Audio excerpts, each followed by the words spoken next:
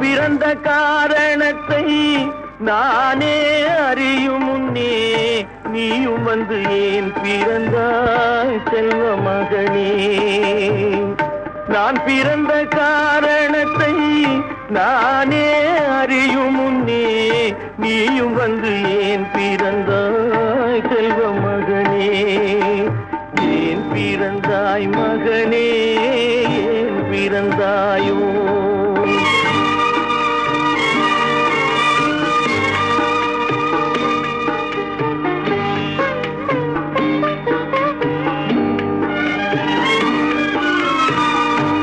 கால்கள் விளங்காத கணவன் குடிசையிலும் காதல் மனம் விளங்க வந்தாள் அன்னையடா.